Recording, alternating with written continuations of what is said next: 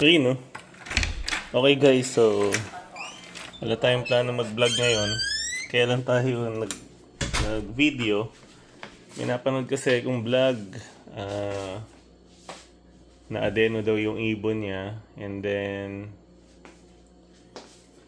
bago matapos yung video, sinabi naman niya na sa kanya, yung adeno is same thing as salmonella.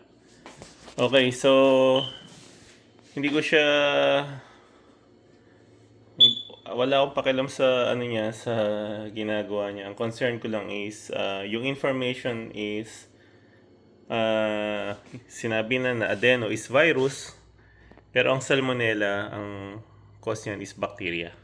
Okay, so magkaiba sila, at saka as far as I know, walang known na cure ang adenovirus. Pwede lang siguro tayong parang support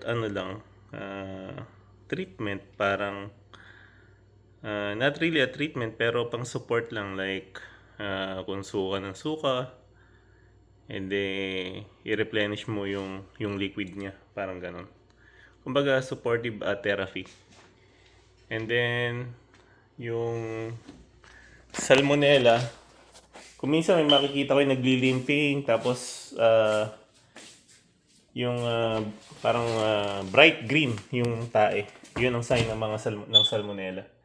And then usually, kasi tinamaan na tayo niyan, kaya alam natin. So, para lang sa mga newbie, ako ang ginagamit ko ito pagka talaga tinamaan ng gusto ng salmonella. Ito, ililigtas ka talaga nito. Or, ang pinaka last resort nyo is enrofloxacin. Yun yung dalawa na talagang swak na swak sa salmonella. Okay? So, and then yung dropping naman ng adeno, kung di ako nagkakamali, parang watery o clear. Parang ganun siya. So, na-experience natin parehas yan. And then, alam ko meron ding adeno na parang within 24 hours or 12 hours mamatay yung ibon. So, alam ko dalawang klase yan. I'm not really sure, pero sigurado ako ang adeno is virus, and then salmonella is bacteria. So, kung bacteria, pwede kang gumamit ng mga antibiotic. Okay? So, yun lang para sa konting kaalaman. So, nandiyan naman yung mga cellphone natin, Google, or gamit kayo ng AI. Madali na ngayon magtanong. And then, okay manood, pero pagka parang may doubt kayo, do your own research. Okay, ganun lang. Kasi misleading lang yung information, kaya lang ako nag-video. But I'm not against him. Yun lang. Kukorek lang natin yung information. Okay? Inadmit din naman niya little bit, pero yun. So at least naipakita ko rin sa inyo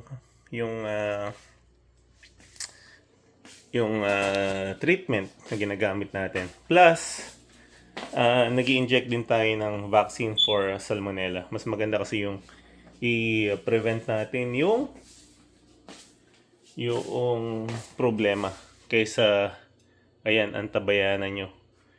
Kasi ito pa, yung adenovirus ng kalapate, hindi pwedeng mahawa ang human. Pero ang salmonella ng kalapate, pwedeng mahawa tao. Okay? So, kaya mga halimbawa, yung kalapate nyo may salmonella, tapos natapakan niya yung droppings niya or what, tinapak sa patuka or what, natuka ng isa, yun, ganun lang kabilis magkaroon ng problema. Okay, so very common yan. Tapos wala talaga tayong magagawa. Ang magagawa lang natin, pinaka the best, mag-vaccine kung meron available. Kung wala naman, make sure na yung mga basic maintenance tsaka supplement na kailangan nila, makakatulong yun. Okay? So, again, shoutout sa inyo lahat. Di tayo eksperto, pero na-deal na kasi natin yan, kaya sinishare ko lang information. So, again, shoutout sa inyo lahat at good luck sa mga race nyo, okay? Lahat naman tayo tinatamaan ng mga sakit na ganyan yung mga alaga natin. Kahit na gaano tayo kagaling mag-alaga. Yan ang totoo. Okay? So, share lang tayo ng knowledge. Piliin lang natin kung ano yung tingin natin tama. Okay? Alam niyo na, rakraka na.